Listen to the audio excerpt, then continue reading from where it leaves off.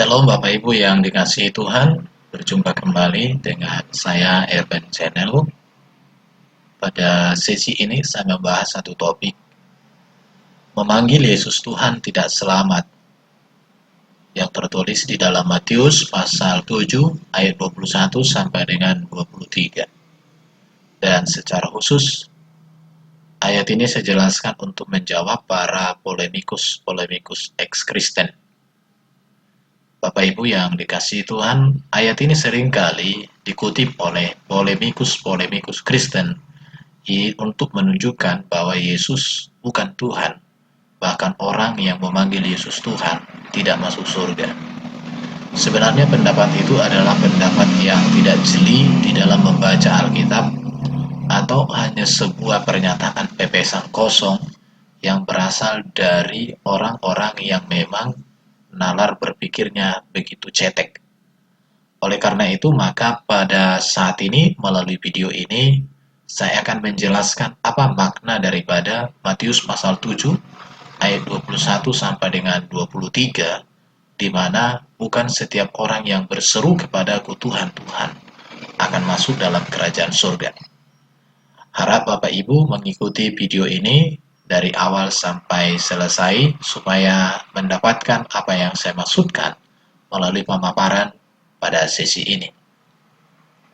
Matius pasal 7 ayat 21 sampai dengan 23 dikatakan, bukan setiap orang yang berseru kepadaku Tuhan, Tuhan akan masuk ke dalam kerajaan surga, melainkan dia yang melakukan kehendak Bapakku yang di surga. Pada hari terakhir banyak orang akan berseru kepadaku, Tuhan, Tuhan, bukankah kami bernubuat demi namamu, dan mengusir setan demi namamu, dan mengadakan banyak mujizat demi namamu juga? Pada waktu itulah aku akan berterus terang kepada mereka dan berkata, aku tidak pernah mengenal kamu, enyahlah daripadaku, kamu sekalian pembuat kejahatan. Apakah makna dari pernyataan Yesus ini? Apakah hendak mengatakan bahwa Yesus bukan Tuhan, atau orang yang memanggil Yesus Tuhan tidak masuk surga? Apakah demikian? Mari kita melihat ayat ini kalimat demi kalimat, dan kita melihat dan kita merenungkan, kita pikirkan apa sebenarnya yang dimaksud oleh Yesus dengan pernyataan-pernyataan tersebut. Kita mulai dari ayat 21. Bukan setiap orang yang berseru kepada aku Tuhan, Tuhan akan masuk di dalam kerajaan surga, melainkan dia yang melakukan kehendak Bapakku yang di surga. Kata bukan setiap orang dalam teks bahasa Indonesia masa kini dikatakan tidak setiap orang. Jadi bukan setiap orang atau tidak setiap orang sama dengan sebagian orang atau tidak semua orang. Ya, jadi tidak semua orang atau sebagian orang itu sama. Artinya memang sebagian orang yang berseru kepada Yesus sebagai Tuhan tidak masuk dalam kerajaan surga. Tetapi sebagian orang yang berseru kepada Yesus sebagai Tuhan masuk dalam kerajaan surga. Umpamanya, ada 100 orang Kristen. Tidak semua orang Kristen yang berseru memanggil Yesus adalah Tuhan dari yang 100 itu masuk kerajaan surga. Artinya, ada sebagian orang dari yang 100 itu yang berseru kepada Yesus sebagai Tuhan masuk ke dalam kerajaan surga. Pertanyaannya, mengapa ada sebagian yang masuk surga? Mengapa ada sebagian yang tidak masuk surga? Padahal sama-sama berseru kepada Yesus sebagai Tuhan. Mengapa bisa demikian? Ada sebagian masuk, sebagian tidak masuk surga. Mengapa? Padahal sama-sama berseru bahwa Yesus adalah Tuhan. Bapak Ibu yang dikasihi Tuhan, saya mau sampaikan, mengapa bahwa ada orang yang berseru kepada Yesus Tuhan masuk surga, dan ada orang yang berseru kepada Yesus tidak masuk surga. Saya mau katakan begini, iman kepada Yesus bukan tentang berseru memanggil Yesus adalah Tuhan, tetapi lebih daripada berseru, yaitu menjadikan dia sebagai Tuhan. Tuhan di sini artinya kurios, bahasa Yunaninya dapat diartikan sebagai penguasa, pemilik, tuan atas kehidupannya. Artinya begini, tidak adalah artinya kita memanggil Yesus Tuhan kalau hati kita, hidup kita, segala keberadaan kita tidak dipimpin oleh Yesus, tidak dalam penguasaan Yesus, tidak dalam pemilikan Yesus, tidak dalam Yesus menjadi Tuhan atas kehidupan kita. Artinya, kita harus sampai kepada benar-benar menjadikan Yesus itu sebagai Tuhan, bukan hanya pada seruan. Karena seruan ini kan hanya di bibir, suara. Tetapi yang dikehendaki oleh Yesus adalah harus sampai dari dalam hati, harus dalam bentuk pengabdian, dalam bentuk penyerahan, dalam bentuk ketundukan. Jadi berseru memanggil Yesus adalah Tuhan sangatlah berbeda artinya dengan menjadikan Yesus sebagai Tuhan, sebagai kurios, sebagai penguasa, sebagai pemilik, sebagai Tuhan atas kehidupan kita. Itu yang perlu ditegaskan di sini. Baru yang berikut, mengapa bukan setiap orang yang berseru kepada Yesus Tuhan, Tuhan akan masuk ke dalam surga? Karena iman kepada Yesus bukan tentang memanggil Yesus dengan panggilan Tuhan, tetapi pada kenyataan hidup sehari-hari tidak melakukan kehendaknya. Maka dikatakan, melainkan dia yang melakukan kehendak Bapakku yang di surga.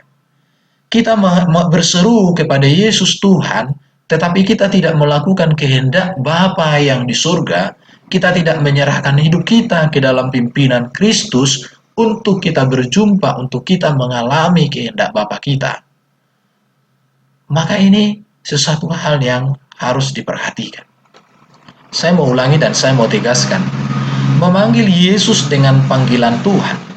Namun jika pada kenyataan hidup sehari-hari kita tidak melakukan kehendak Bapa kita yang di surga, maka seruan kita itu tidak ada artinya. Mengapa? Ya namanya berseru tapi tidak beriman.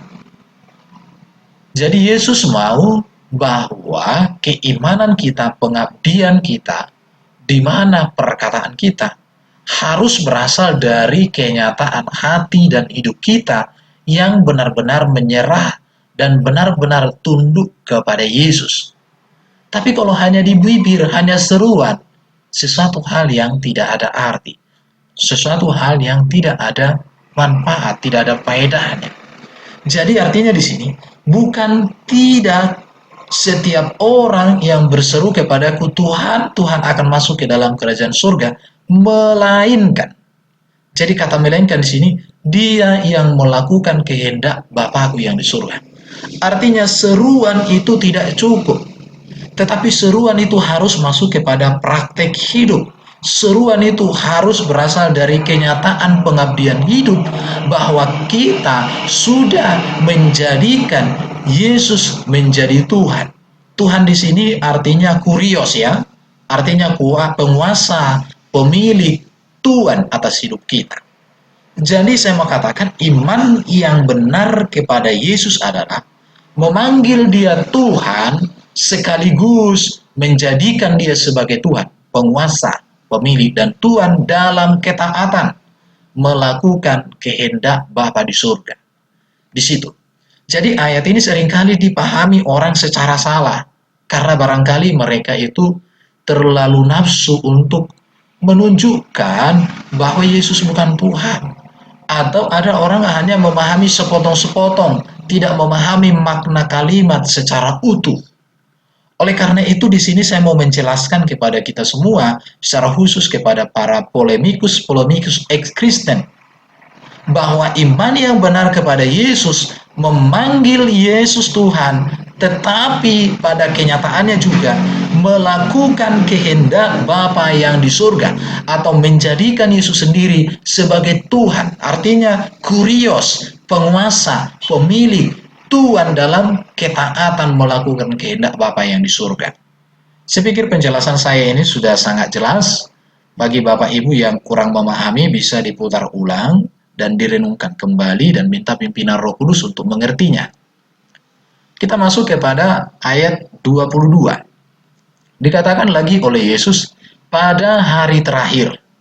akan banyak orang akan berseru kepadaku, Tuhan, Tuhan, bukankah kami bernubuat demi namamu, dan mengusir setan demi namamu, dan mengadakan banyak mujizat demi namamu.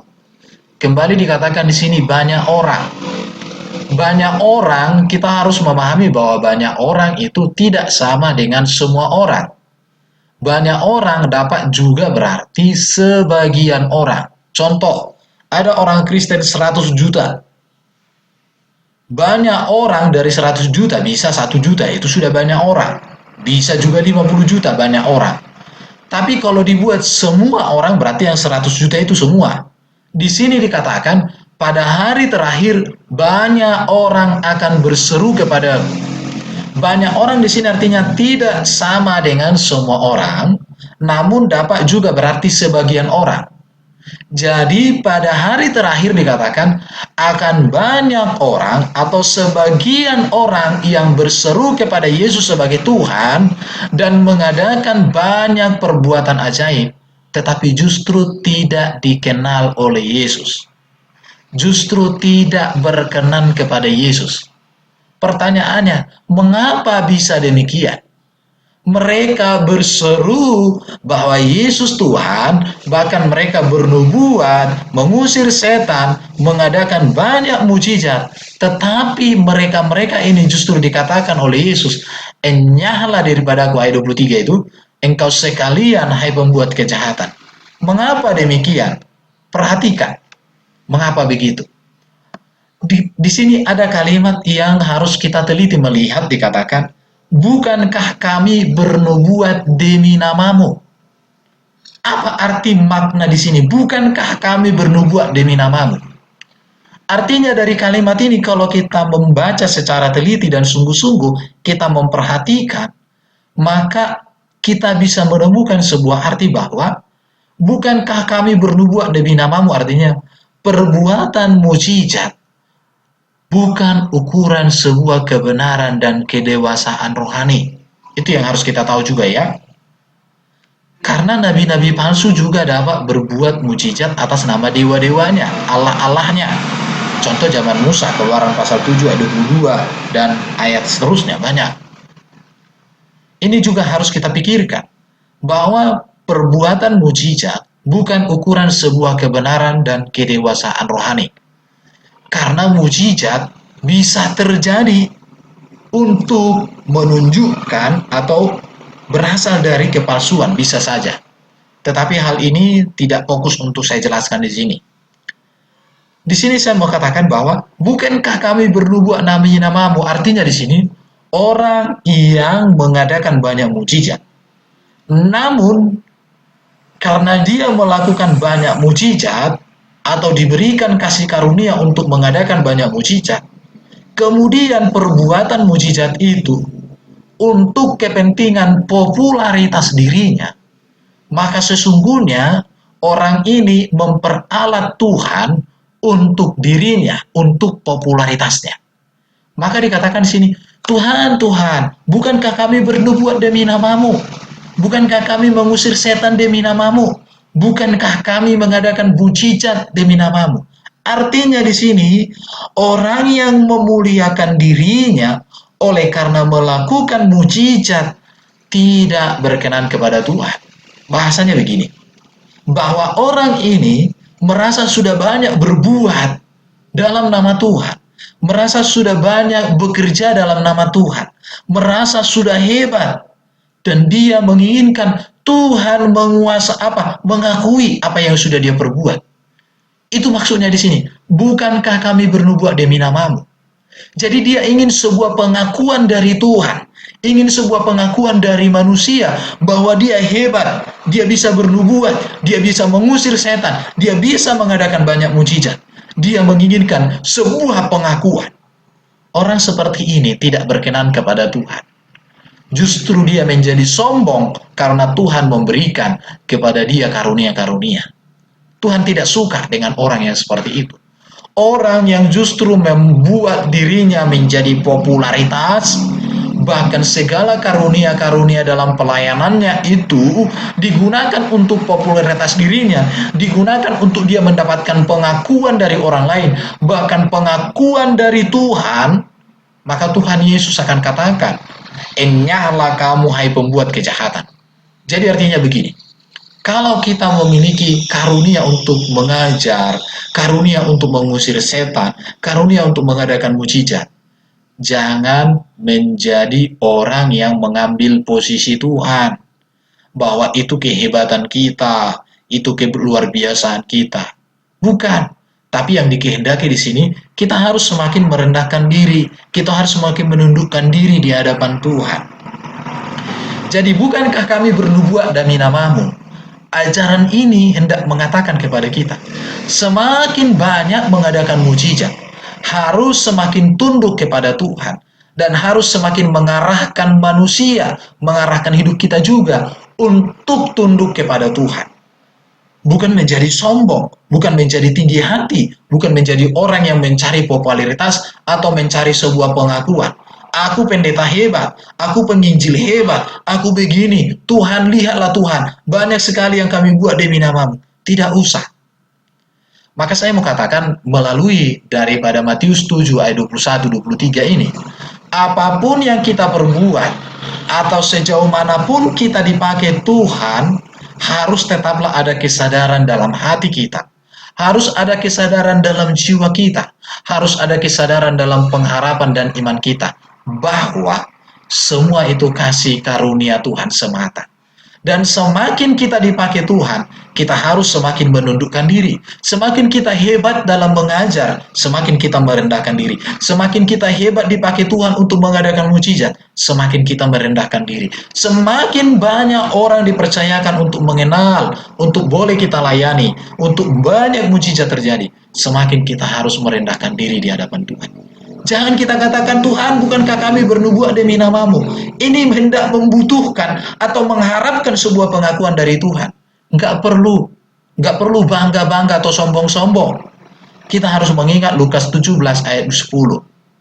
Apabila kamu telah melakukan segala sesuatu yang ditugaskan kepadamu, apabila kamu bisa bernubuat dan nubuatmu hebat, apabila kita bisa mengusir setan, setan-setan banyak diusir, apabila kita mengadakan banyak mujizat, kita melakukan semuanya itu, dan itu semua ditugaskan kepada kita, maka hendaklah kita berkata, kami adalah hamba-hamba yang tidak berguna.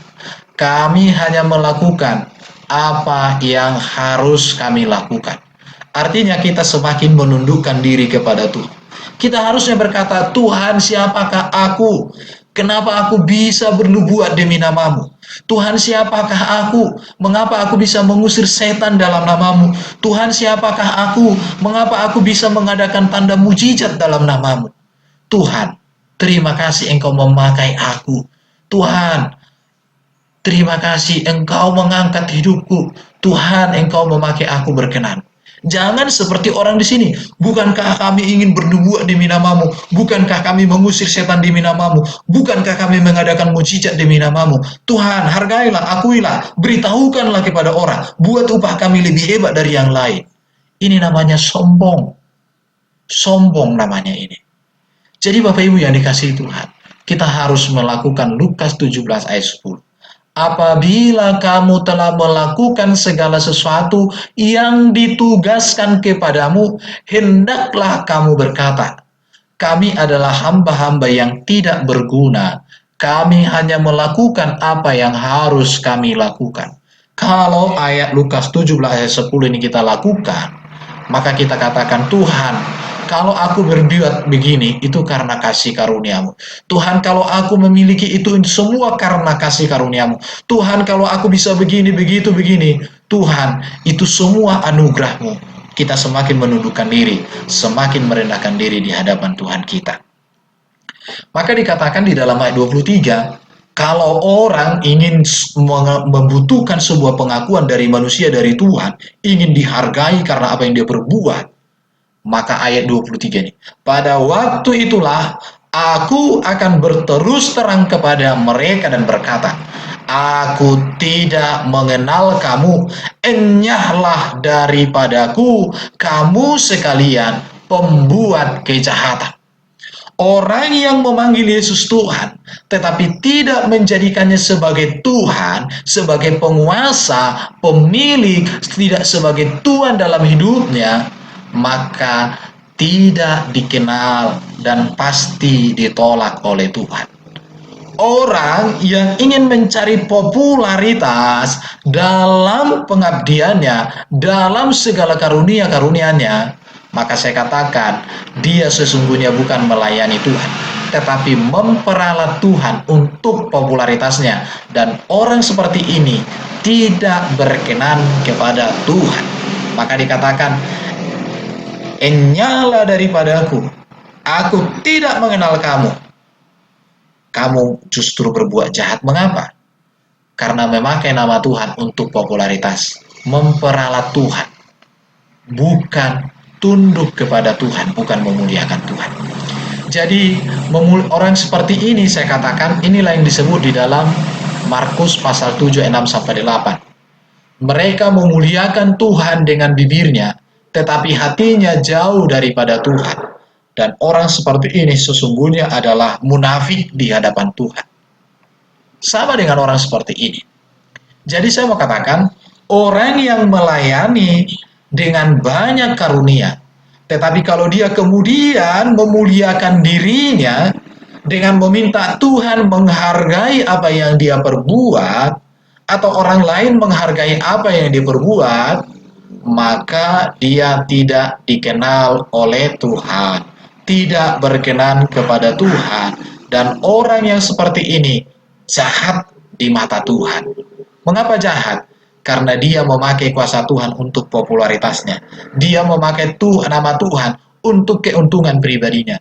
Bahkan dia meminta Tuhan untuk menghargai segala karyanya. Itu salah. Mengapa salah? Karena sebenarnya semakin dia dipakai Tuhan, semakin menundukkan diri. Semakin dipakai Tuhan, semakin dia menyadari bahwa dia adalah debu dan tanah. Di ayat lain dikatakan, kami adalah seperti cacing. Artinya benar-benar merendahkan diri. Menyadari bahwa dirinya tidak layak untuk hal itu. Maka dia semakin memuliakan dan mengagungkan Tuhan dalam kehidupannya. Mengapa tidak semua orang yang berseru kepada Yesus sebagai Tuhan tidak masuk kerajaan surga? Mari kita lihat di dalam pas ayat 15, 16, 17, 18, 19 dikatakan, waspadalah terhadap nabi-nabi palsu yang datang kepadamu dengan menyamar seperti domba, tetapi sesungguhnya mereka adalah serigala yang buas. Dari buahnya lah kamu akan mengenal mereka. Dapatkah orang memetik buah anggur dari semak duri atau buah ara dari rumput duri? Demikianlah setiap orang yang baik menghasilkan buah yang baik, sedangkan pohon yang tidak baik menghasilkan buah yang tidak baik. Tidak mungkin pohon yang baik itu menghasilkan buah yang tidak baik, ataupun pohon yang tidak baik itu menghasilkan buah yang baik. Dan setiap pohon yang tidak menghasilkan buah yang baik, pasti ditebang dan dibuang ke dalam api. Jadi, dari buahnya lah kamu akan mengenal mereka. Kalaupun orang itu banyak melakukan banyak mujizat, tapi kalau dia sombong, kemudian dia angkuh, dia justru mengagungkan dirinya, berarti dia buahnya jelek. Tidak jauh beda dengan dia nabi-nabi palsu. Berbicara tentang nabi palsu, biasanya yang palsu itu selalu mirip dengan yang asli, tetapi tidak sama persis dengan yang asli. Di situ. Baru nabi palsu ini memakai cara yang mirip dengan cara yang benar, tetapi tujuannya untuk menyesatkan. Hanya mirip ya. Nabi palsu bisa saja memanggil Yesus sebagai Tuhan, tetapi buahnya adalah buah kepalsuan. Nabi palsu bisa saja memakai nama Tuhan untuk menyesatkan orang banyak. Oleh karena itu, maka kita harus jeli melihat setiap pengajar-pengajar yang ada. Kalaupun dia mengadakan mujizat, kalaupun dia mengajar kelihatan hebat, atau banyak orang terkagum-kagum kepadanya, tapi kalau dia menjadi orang yang sombong, dia menjadi orang yang meminta Tuhan menghargai, atau dia menjadi kesempatan untuk mencari popularitas untuk dirinya, maka orang seperti itu tidak dikenal Tuhan dan tidak berkenan kepada Tuhan. Oleh karena itu, kalau kita dipakai Tuhan hari ini, mari kita semakin merendahkan diri. Kalau kita bisa mengajar dengan luar biasa, rendahkan diri. Kalau kita bisa mengadakan mujizat, mengusir setan, menyembuhkan orang dalam nama Yesus, rendahkan diri terus. Jangan kita mengambil penghormatan kepada diri kita, tetapi biarlah segala hormat, kemuliaan hanyalah kepada Tuhan. Kalau kita mencari hormat untuk diri kita sendiri, memakai nama Tuhan untuk popularitas diri kita sendiri, maka kita sama nasibnya dengan nabi palsu, di mana nabi palsu di sini dia memiliki buah yang tidak baik, buah yang tidak benar, buah yang tidak berkenan kepada Tuhan. Inilah kebenaran yang bisa saya bagikan kepada kita semua. Kiranya apa yang saya paparkan melalui kebenaran ini membuat kita semakin mencintai Tuhan dan kita menjadi seorang Kristen yang rendah hati, semakin berbakti dan kita semakin mengabdi kepada Tuhan kita. Damai sejahtera dari surga dan kiranya Roh Kudus menuntun kita semakin menundukkan diri, semakin menyerahkan diri kepada Allah kita yang hidup, yang sudah memberikan Yesus Sang Juru Selamat. Terima kasih sudah mengikuti mendengarkan video ini dengan baik. Terpujilah Allah, terpujilah Kristus, dalam pimpinan Roh Kudus kita terus berbakti kepadanya. Amin. Shalom.